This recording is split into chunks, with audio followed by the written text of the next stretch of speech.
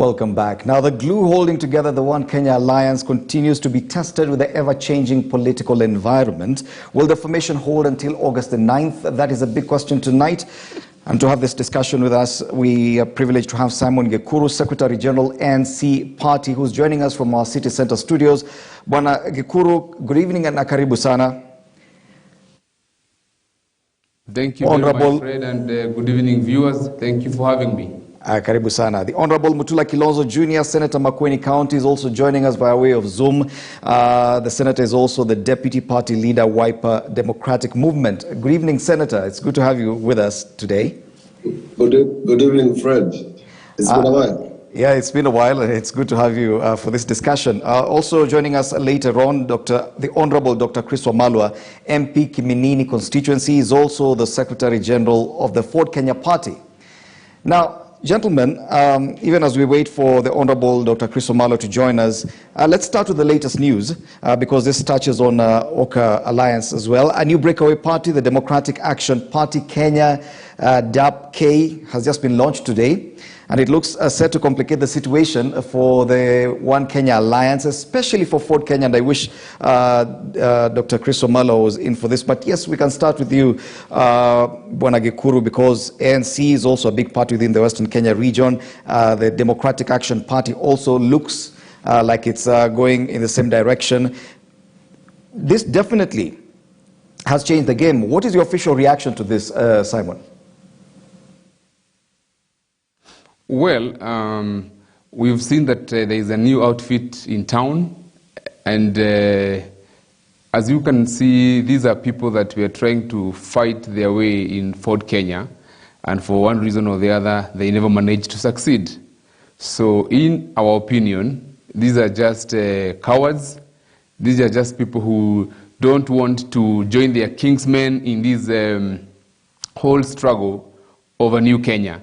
But I would believe that if Dr. Chris was here, and I'm sure he'll be joining us shortly, I would have congratulated him, because you can see that there was a very serious attempt to wrestle Ford Kenya from the legally and democratically elected leaders. But then on the flip side, Kenya is a democratic state. We are also a multi-party democracy. So they're exercising their democratic rights and freedoms.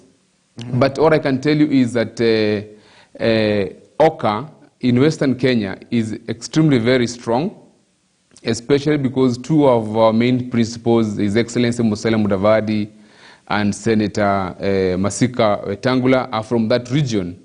So any other formation or party coming in are welcome for a fair competition. Okay. Senator Kilonzo, of course, the One Kenya Alliance depends on the strength of the constituent parties, the member parties, and their principles. Any of those parties, by losing any elected members of parliament or the Senate, definitely becomes weaker. The people who have the breakaway rebels from Ford Kenya, these are sitting members of parliament. Definitely that means that Ford Kenya in some way has been weakened, albeit slightly. That will weaken the OKA movement as well, don't you think? No, I don't agree. Because from the inception, I don't think they were part and parcel of what we know as Ford Kenya currently. And therefore, if they have decided to go their way, it's just good riddance. But we can't make a lot of weather out of the fact that they have formed their own political party. Because even before the formation of OKA, or even the dissolution of NASA, these things were ongoing and were all sponsored for whatever reason to try and give the perception that Senator Moses Wetangula has no control over his party. These are the usual, sponsored to some large extent by some of our partners in NASA at the time. That was what we perceived at the time, and I think they will not succeed. It's not a big issue. It's not a big issue, Senator, because you are insisting on that, but surely as a sitting member of parliament, or as a sitting member of the Senate, if at all you are to leave your party, definitely the Wiper Democratic Movement would be weaker. These are sitting members of parliament. The member of parliament for representing Kandui constituency, Dr. Eseli Simiyu representing Tongaren. These are politicians who've been there for a while. You want to say that Ford Kenya is still as strong as it was with them inside the party? Fred, you of all people, and I've done so many of these shows with you, would know very well that if these two gentlemen were man enough, they would resign from their political parties and contest the election, because the timeline for resigning is still open. But you know they are not going to do it. They will not do it to test their so-called strength in their new political alliance. So nobody is going to defect. So it doesn't point to anything, and neither does it say that that they will be elected in the next based on their political party seats. So you must understand that those are the shenanigans towards the election. They don't weaken the strength of Ford Kenya in its strongholds or their passive zones, if so to speak. So I would not bother too much this evening to discuss that issue. We are just going to put so much emphasis on something that is a non-issue as far as Ford Kenya is concerned. Okay, gentlemen, and I hope Dr. Chris Wamalwa will be able to join us in a short while, and I'll pose the same question to him. But now let's move on to another event that has taken place in the recent past, and let's talk about the Azimio la Umoja National Convention. Apart from KANU Chair Gideon Moi, the other principals of the OKA stayed away from the event, despite the fact that Raila Odinga attended a similar event on invitation. Why is this? And is it that the OKA is yet to agree on how, if at all, to work with other aspirants outside of the alliance? Let's start with you, Bwana Gikuru.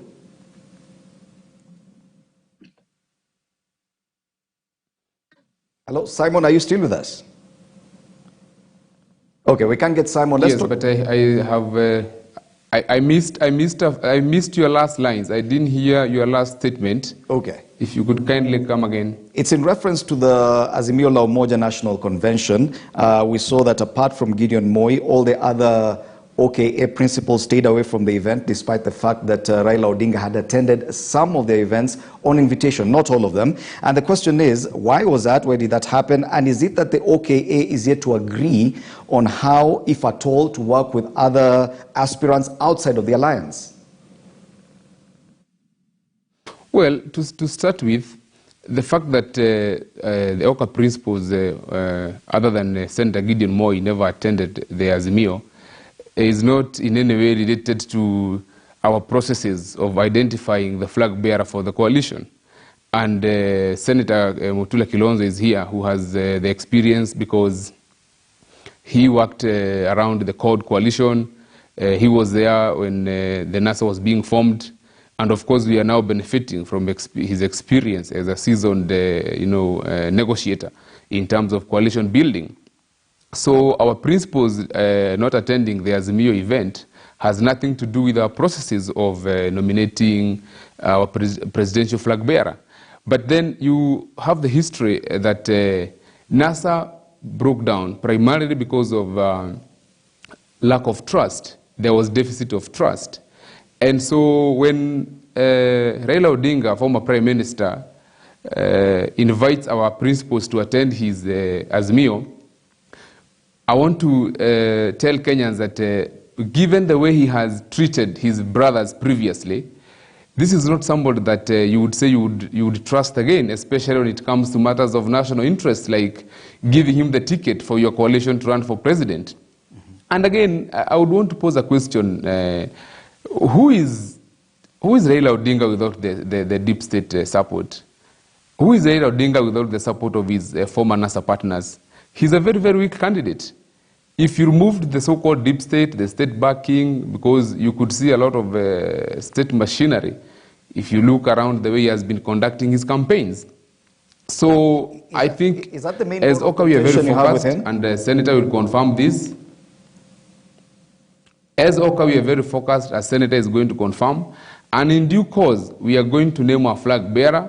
It's obviously not a simple task. It involves very tough negotiations. Simon, the question it involves consensus, give and take. Simon, my question was, has the OKA alliance come up with a plan of how, if at all, to work with other people from outside the alliance? Because it appears there is a disconnect. Senator Moi attends that event. The rest of the OKA principals stay away from the same event.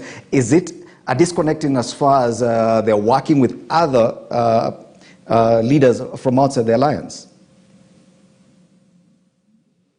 Of course, OKA is very open to expanding its boundaries, making sure that we reflect the true face of Kenya.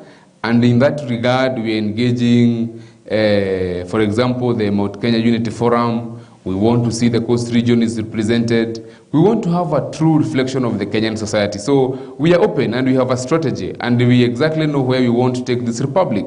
Okay. So in terms of engaging other like-minded partners, we have a plan, we have a strategic team that is working on that. And so I don't think it's an issue to worry anybody because we still have time to do these things. Okay. We are perfectly within IBC timelines. Okay. Senator, for your case, it's a bit different. Raila Odinga attended a Wiper event a few weeks earlier where Kalonzo Musyoka was endorsed as the party's flag bearer. Weeks later, and there was no representation from the party at all at the event at Kasarani. Whether or not the party leader was within the country or on other duties, surely. Some representation from Wiper Democratic Movement? No, and the statement that we made and the one that I made on behalf of the party was without doubt. And let me start with Senator Gideon Moi. He explained that he was what he refers to in Kiswahili kurudisha mkono because Raila attended his NDC. In the case of Wiper, we made a conscious decision that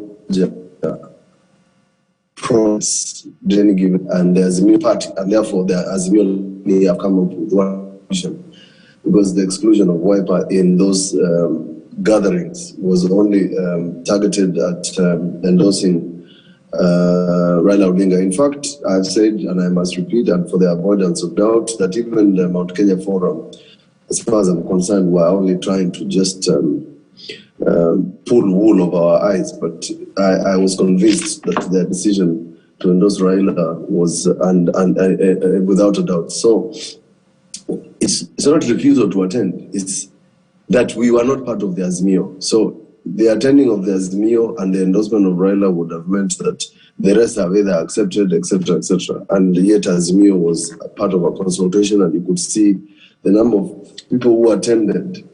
In fact, confirmed that is what was the resolution that they had gathered all over the country. At no time, even the time when Raila Odinga was in Kalonzo's stronghold or home or whatever it is you call it, you didn't see him there, and neither was he invited. So that is the statement. Notwithstanding the fact that Dr. Stephen Kalonzo Musyoka was on a state function in Sudan. Okay.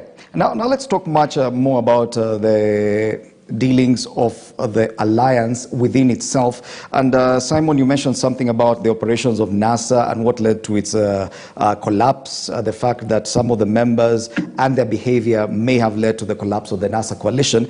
Now, are there any lessons learned in the manner in which you are conducting the affairs of the One Kenya Alliance? Because it also brings together parties that have their own strengths from whichever region or the kind of political clout it carries.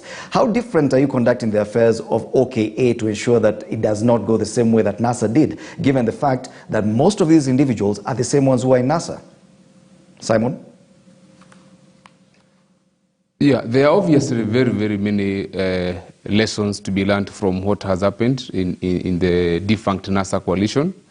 And one of them is probably that NASA was not ideologically driven. It was probably a very mechanical process whereby people just came together to seek state power without proper bonding, without properly getting to understand what they wanted to achieve for the country. So in that regard, what we are doing in OKA this time round is that we are making it a very, very deliberate process of making sure that it's not only the principals that are bonding and getting to understand each other, but also the supporters. So we are taking our time, and that is why you see we are moving across the nation together as a coalition. And everywhere we go, we are being accepted extremely well. Kenyans are giving us audience, they are giving us a listening ear, because we don't want to repeat the mistakes that the de facto NASA coalition fell into. For example, you see that whenever we are having our meetings, you will see we are very keen to make sure that all our party structures are properly involved. We are very keen to make sure that consultations are done at the right time, in the right manner. So OKA will not fall into that trap, because we are keen. OKA is a blend of ideologies. If you look at the parties in OKA, some of them are the oldest. For example, KANU is one of the oldest parties that we have. Ford Kenya as well. As a matter of fact, ANC could be the newest party in OKA coalition. So it's a blend of, it's a mixture of ideas, it's a mixture of history, and we are very, very keen to make sure that our principles, our party structures, our supporters, all the regions involved, bond, understand what we want, so that the moment we give them the lineup, then it will not just be an issue of the people up there, but it will be people driven from the grassroots all the way to the highest levels of our leaderships. So very many lessons we can say we've learned, and we are very keen to make sure that this coalition holds, it grows, it expands, because we are very keen to form government come 2020. Okay, Senator Kilonzo, Bwana Gikuru here sounds very confident about the kind of proper agreement you have that could sustain the existence of the One Kenya Alliance going forward.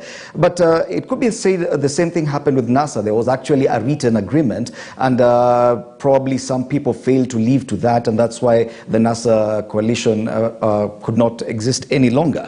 Is there any formal agreement that would ensure that none of the principles within the One Kenya Alliance bolts prematurely, leaves a coalition? No, we have not reached that stage yet, and I must say that NASA coalition, of course, collapsed because it served its purpose, and of course, when and its purpose from code to NASA was to make sure that we win, and I mean, by the time handshake was done, obviously the purpose of NASA was exhausted, because the people who are guarding the ship became the people who are eating the ship. So as far as I'm concerned, NASA collapsed because it's the principles that put the NASA coalition principles together no longer existed at the time when that so-called blend or merger between the opposition and the ruling party happened. And now, speaking from experience, the fact is that, one, I must tell you that there are no guarantees. I mean, politics is not a journey to sainthood, and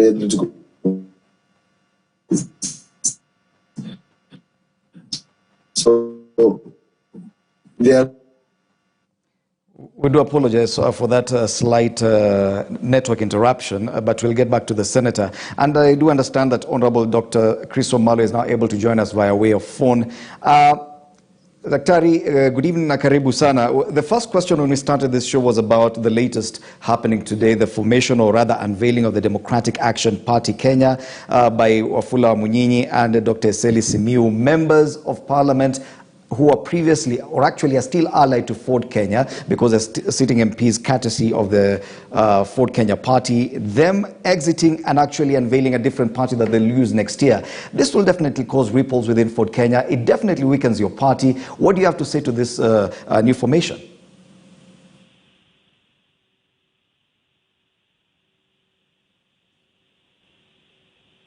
Do we have the Honorable Amalu on call? Okay. Okay, let's get back to Simon. Now, the senator has actually explained that there's no formal agreement governing the existence of these alliances, so it's definitely what we would call a gentleman's agreement so far. Now, with the expected horse trading in the coming months, it's only about 7 months and a few days towards the next election. A lot will happen. A lot of these agreements, probably pre-election coalitions, post-election deals will come up. How do you expect to ensure that the response from the alliance is in unison? If at all there's no written agreement, therefore any party, any of the constituent parties can actually act independently. Well, you realize that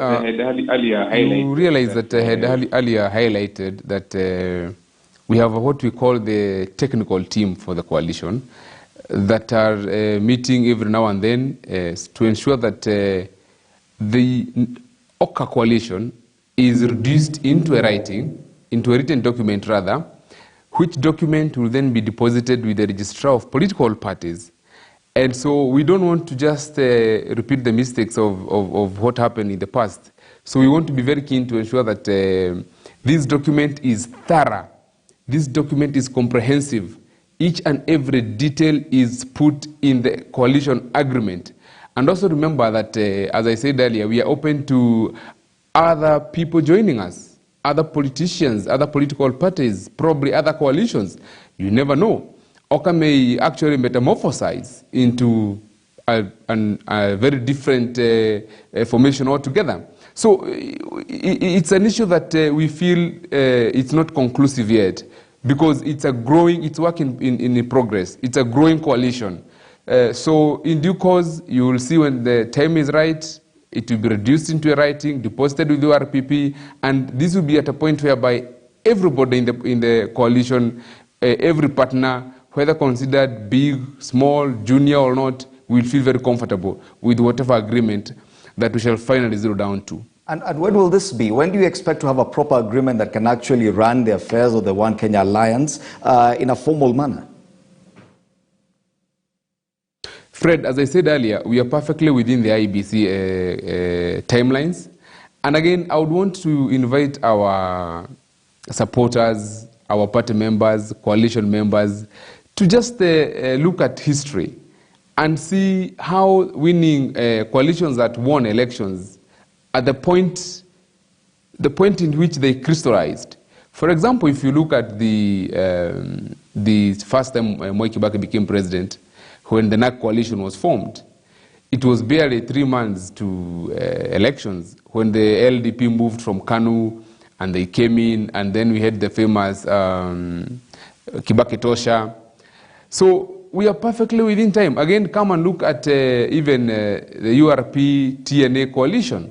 It was also formed some 4 or so months to election. So whatever all these questions, my party leader calls them the election fever. Homa ya siasa, and it's expected, it's normal, it's perfectly normal. So let people get the fever, let the fever disappear, let it come again, but we are within time and it's work in progress, and so much is going on the background. I may not be in a position to disclose everything on national TV, but the truth is that we shall make sure that we stick to timelines and we deliver to Kenyans, and we are going to have a formidable and winning coalition. Okay, let's try one more time to see if we can link up with the Honorable Dr. Chris Wamalwa, MP Kiminini. Good evening, Honorable Wamalwa. Can you hear us? Can you communicate with us?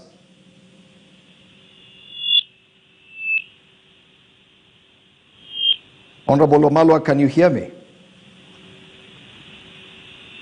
And I think we are not able to get in touch with Dr. Wamalwa. Let's go back to Senator Kilonzo. Senator, you've admitted that there's no existing document actually running, ensuring that the workings of this alliance as it exists currently is documented, and therefore outlining how the affairs of the coalition will work. But this could present problems in the coming months, because there's a lot of political horse trading.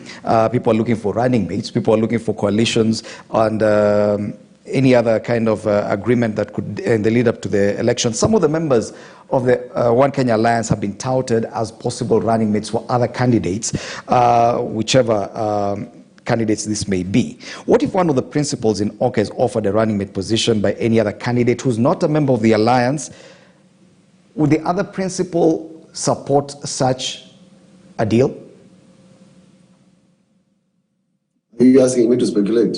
Brett, you asked me to speculate, and you have asked me 4 questions in one. Anything could happen. Anything could happen, Senator. The fact is, Fred, that coalition building, just like my colleague has said, is not a walk in the park. This is not nursery school stuff. It's difficult, and in making it even more difficult, everybody must be alive to the fact that the formations cannot be at the moment cemented or even agreed upon, because first the timelines is before the timeline. It's too early to agree on anything.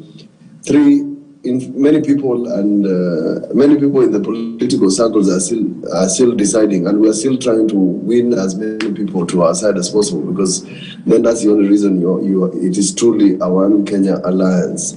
So the paperwork is in progress, nearly ready. It's a question of approval, question of continuing negotiating with as many people as possible.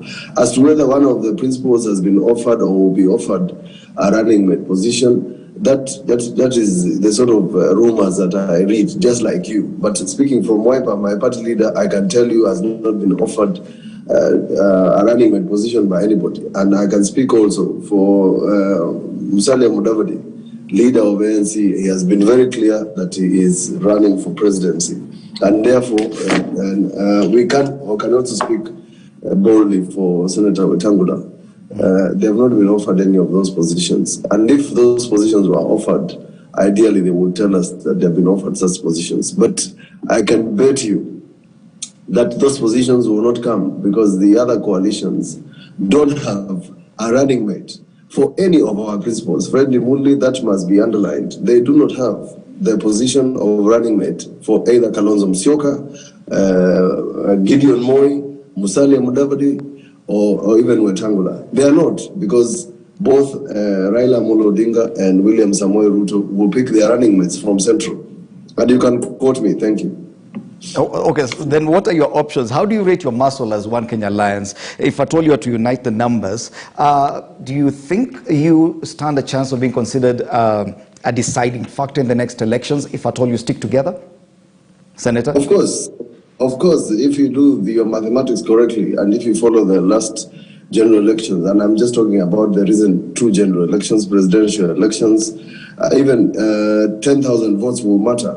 If you recall, Ndimuli, and if you don't, I can remind you and jog your memory, the 50+1 for Jubilee Coalition in 2013 was 8,300 and something votes. The 2017 one had a bad matrix because of the numbers and the corruption that led to the presidential rerun. So the numbers we have matter, and nobody should take One Kenya Alliance for granted. We cannot be taken for granted. We might just be the card that will win the next general election. That's important we say so. And I've said this in the past on record, that the narrative that the presidential elections is a two-horse race between Raila Amolo Odinga and William Samoei Ruto is a bad narrative for the stability of this country, where one appears to be a candidate of the so-called elite and the state, and another candidate appears to be the rejected candidate or the rebel or the person who's not wanted. Okay. So One Kenya Alliance provides for this country an alternative between two extremes, and those extremes Kenyans should watch very carefully. And I can tell you, friend Mulian, because it's too early, that come February, March 2022, everybody will be trooping to the One Kenya Alliance. That I can tell you for free. Thank you. And I want to use your line, Senator. You say you could just be the card that decides the next general election. Because now, Simon, recent opinion polls indicate the possibility of a runoff because none of the candidates who presented themselves for the presidency has shown the ability yet to actually cross the 50+1 50% plus one threshold. And analysts say that such would be the perfect opportunity for OKA to exert its influence, and that is post the first round of elections. Do you agree with that kind of analysis? Just before I come to that, I think I would say, Fred, you also have a very good sense of humor, that you can imagine either of our principals would become a running mate to someone outside OKA. For me, I would imagine that's a very good sense of humor coming from you. That said and done, when you say that none of the presidential candidates can measure up 50 plus 1 percentage of votes as expected in the Constitution, who are you referring to again? And I want to go back to what Senator Kilonzo is calling a bad analysis, a bad joke. Because for you now, you're only looking at the so-called the two-horse race narrative. Because OKA has not yet unveiled its presidential candidate. So we can only answer your question authoritatively as to whether any of the candidates running can measure up 50 plus 1 votes. And that's the because statement. OKA has not yet named its flag bearer. Simon, so in that case, then we are not able to answer your question. I quoted recent polls because there are quite a number of polls, but none of them has given any candidate, whether in OKA or the other candidates from whichever party, none of them has been able to cross the 50% plus 1 threshold yet, in as far as the polls that have been conducted so far. That's what I'm basing my question on. And that's why I'm saying analysts using those poll results are saying that that is where the OKA could come in the event that none of the candidates, including those in OKA, is able to cross the 50% plus 1. Okay, Fred, you see, again, when you talk about the so-called pollsters and analysts, I'm a very good fan of Gado, the cartoonist. And sometimes 2 or so weeks ago, he ran a cartoon showing how the so-called analysts and pollsters are massaging the so-called the leading horses. Again, whatever the pollsters and analysts are trying to portray is simply that, for lack of a better word, that joke of a two-horse race. So again, I would still look straight into your eyes and tell you we cannot answer that question because OKA has not yet given out our flag bearer, and we have not yet finished forming ourselves. To the extent that you will find the moment we are solid enough, we have incorporated all the people we are talking to, then that's the reason, the point at which, rather, we are able to answer that question. But again, if I listen to you between the lines, Fred, and I don't want to also say that you are among the people trying to run this narrative of a two-horse race. You are trying to impress on the viewers that OKA cannot win. OKA can only be part of the influencing, force. But I want to tell you that OKA is very serious. OKA is very solid, and we're in this thing to win. So please, let us be more open-minded. Let us be more entertaining in terms of possibilities, and let us be more tolerant. Let us be of different views, including the view that the moment we name our presidential candidate, it's going to be a serious horse, and it's not just about two horses. Okay. Senator, and I used your line as you answered my last question. You said that we, referring to OKA, could just be the card that will decide the next election. It doesn't inspire much confidence, and probably that's not what Simon Gikuru would want to hear. But on this same issue, and I hope you'll not dismiss the polls as well, because they've listed even the members of the One Kenya Alliance, the principals there have been part of that the listing in that, or rather the question, in as far as approval ratings is concerned in getting the results of the polls. So in as far as those polls are concerned, which include every possible presidential candidate, even all the One Kenya Alliance principals brought together are not able to cross the 50% plus 1 threshold. Definitely it will mean that this could present the possibility of a runoff. Now, analysts say that that is where OKA will be able to exert its influence. Do you agree with that? Fred, let me say this, so that, and for the avoidance of doubt, you missed part of the statistic that shows that a large percentage of Kenyans, up to 20%, have not made their determination. as to which candidate they support. That is a very significant percentage in terms of undecided voters. And there's a good reason why they haven't decided, because one, none of the presidential candidates, and you must understand this from the different presidential elections we have had. The presidential elections of 2022 are easily going to be determined by not only by the fact that you have, say, Raila Amolo Odinga or Ruto or Musalia or Kalonzo as the front runners, but who they pick in terms of their running mates, and therefore those statistics will shift. Now, the statistics as currently, and maybe you are referring to the statistics that were published recently.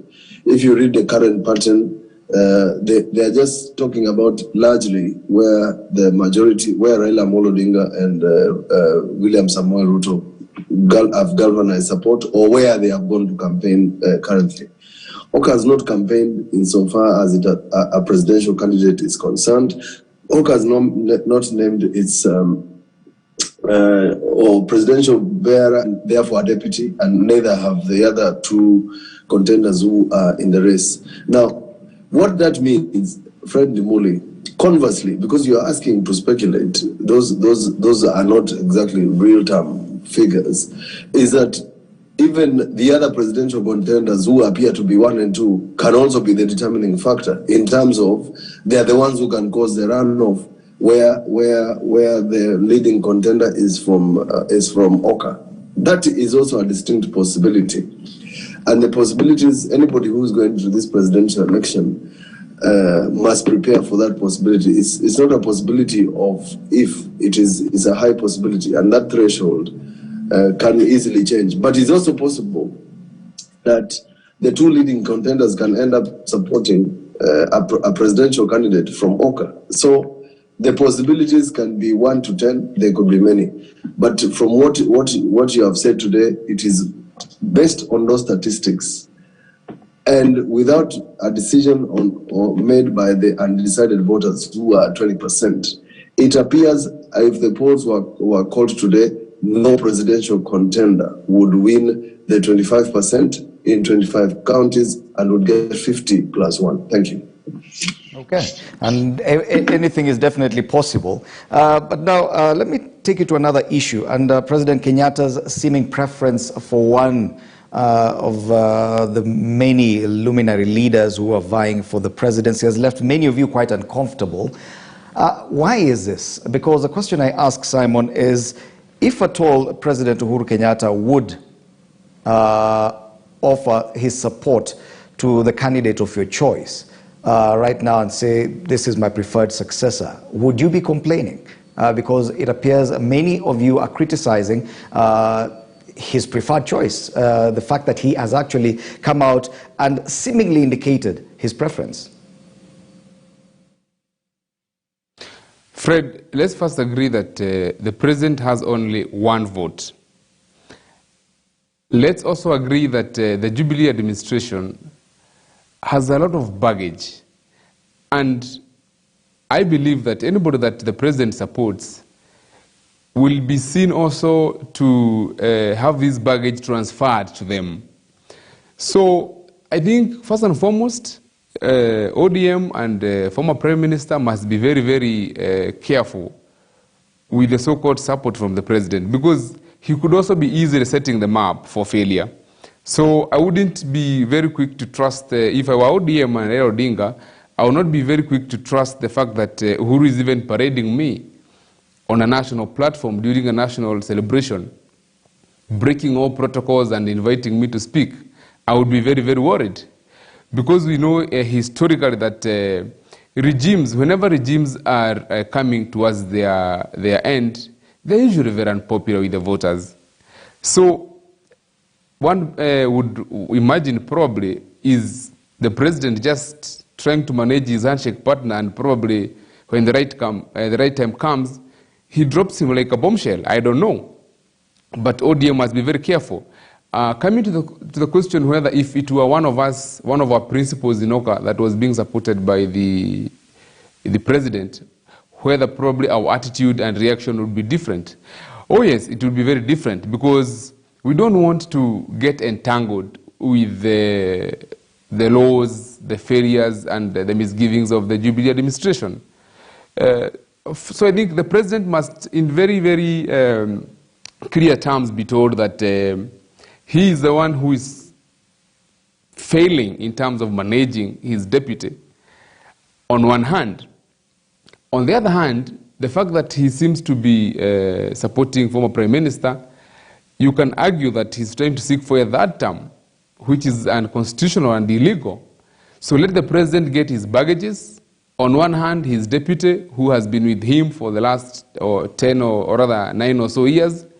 On the other hand, his handshake partner, let him go home with both of them. We want a fresh breath in leadership.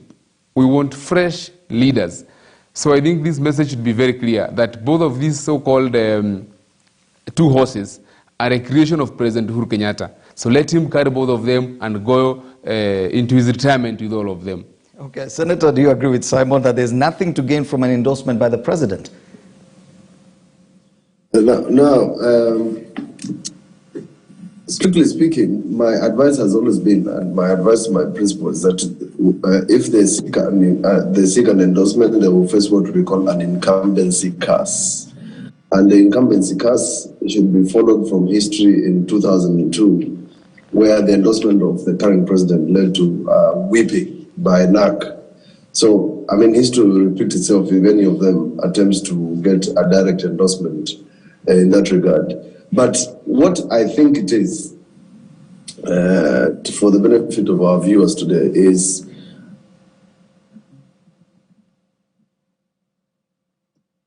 strictly speaking, I do not directly endorse Raila Amolo Odinga. What I think he has done, and I'm allowed to think that way out of my own conspiracies, is that he has said who he doesn't want. So he has not said who he wants, he has just said who he doesn't want, in so many subtle words. And therefore,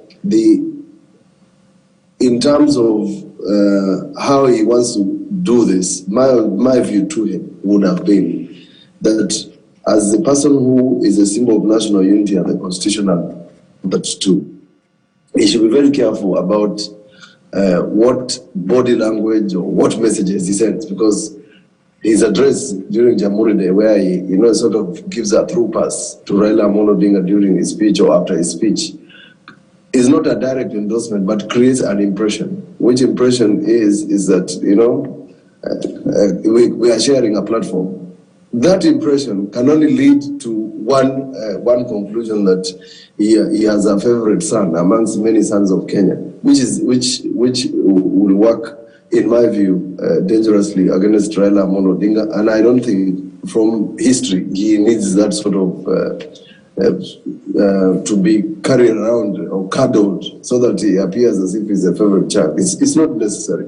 But for the president must be in a position in 2022, August or September, or whenever it is that the Constitution allows him to hand over power, to hand over to a candidate who he didn't oppose. It's important, not just for us, for him and as a legacy, but it's important for our stability, that he will not put himself in a position where he is not a candidate and will reject results. That sort of thing is dangerous for this country.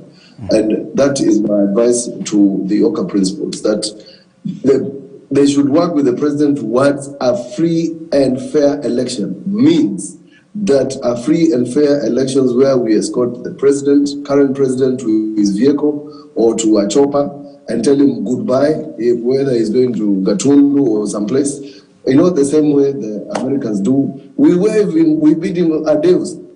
That is the sort of country that we are looking at, and that is what I would expect the president to do, not to fall into the temptation of attempting to choose his preferred successor.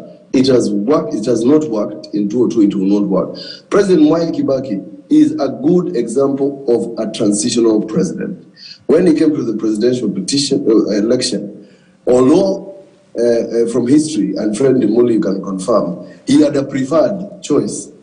whether by action or by omission or by body language, he let the cards lie where they did, and that's how we ended up with President Uhuru Kenyatta and Deputy President William Samoei Ruto as President and Deputy President. Thank you. Okay. Let me now ask you one more question before we end this interview, and it has to do with devolution, because the Constitution of 2010, one of the biggest advancements it brought us was the fact that now we have devolved systems of government. But when we look at the One Kenya Alliance formation, it appears that the principals and the parties there have focused a bit too much on the national government, seeking the presidency and national leadership, but ignored a lot of the leadership at the county level. A case in point, Wiper Party, how many governors does it have? Does the party have? ANC, how many governors? Ford Kenya, the same. KANU, I think only one governor. Don't you think that One Kenya Alliance is missing something here, that even by failing to work with leaders at the county level, that could cost them a lot as we head towards the election? Simon, do you agree that the One Kenya Alliance has failed in as far as working on devolution is concerned? Yes, thank you, Fred, for that one. And just before I come to that, allow me to just give a comment on the issue of the president support to his handshake partner. We have seen recently that there was a feast at Safari Park of the rich and mighty, whereby they sat, wiping themselves with hot towels in a 5 or 6-star hotel, and then they came out and said they're endorsing Raila Odinga for presidency. And as voters who are watching us, I want to talk to the voters who are watching us tonight. What is it in this for the so-called the Mount Kenya billionaires and the wealthy people? Is it that they have identified that former Prime Minister is becoming a very weak old man, and probably he's going to become the errand grandpa? That's a question that people must ask themselves. Where would they, put in their efforts, their money and resources and infrastructure to support him? Is it that he's going to become their errand president? Anyway, I leave that on at that level. Now, coming back to the issue of OKA and devolution, I must say that first and foremost, our principals and our parties collectively are very, very committed to devolution. As a matter of fact, Senator Mutula Kilonzo is going to be running for governor. If he didn't believe in devolution, he would not offer himself to run for governor of Makueni County. And when you say we don't seem to have governors, I wish to let you know that ANC party has a governor in Nyamira County. And in many other places whereby we entered into coalitions, whereby you find the deputy governor is ANC and maybe the governor is ODM, because by then we had the NASA arrangement. So in terms of commitment and focus on devolution, I would want to say that all the parties are very, very keen to make sure that devolution works. If you look at our manifestos, for example, we are supporting the increment of the revenue that goes down to the counties. And again, you cannot just focus on devolution as an issue of governors only, Fred. Where are the MCAs?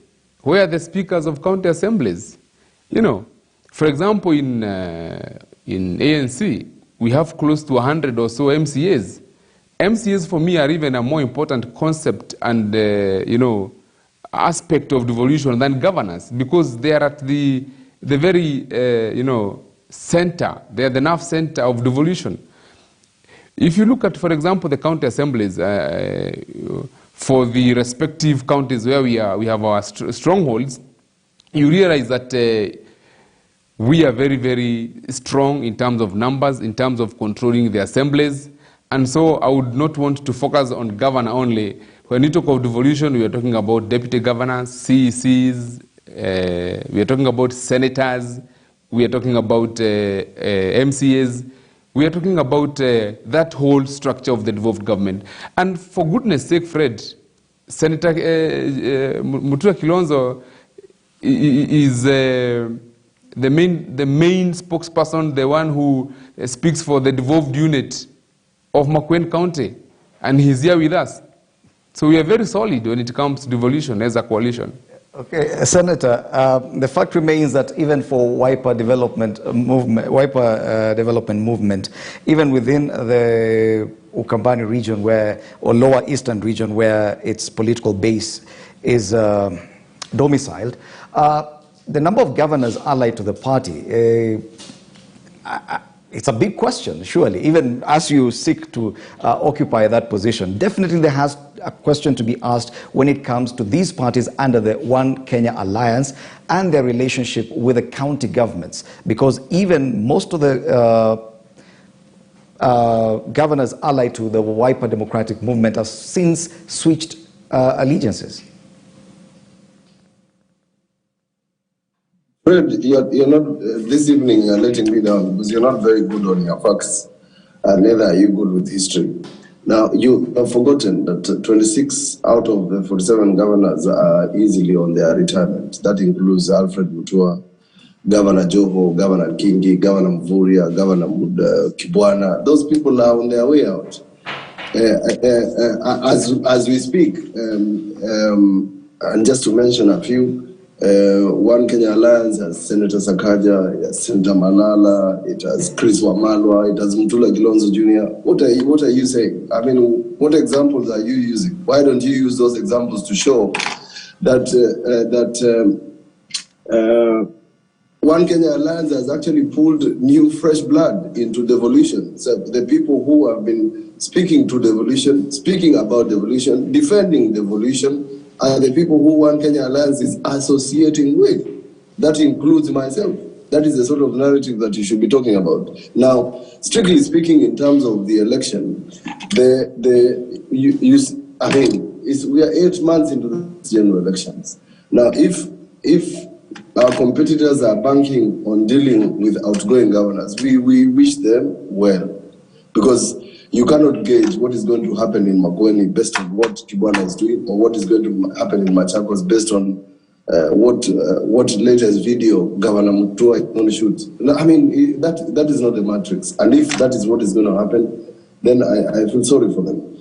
The fact is that even at the forefront of devolution, based on what was in the BBI framework, Honorable Musalia Mudavadi, Honorable Moses Wetangula, Honorable Kalonzo Musyoka, myself and others spoke so passionately about the BBI document. In fact, although the BBI document had so many bad things, not so many, but bad things that are not necessarily good for the country, the part that we were happy with and mentioned so many times is the part where you had the World Development Fund, you had more money into counties, fighting and making sure that the handshake partners fulfill their word, that they were ready in this financial year to have the 35% of the recent audited accounts as shareable revenue. So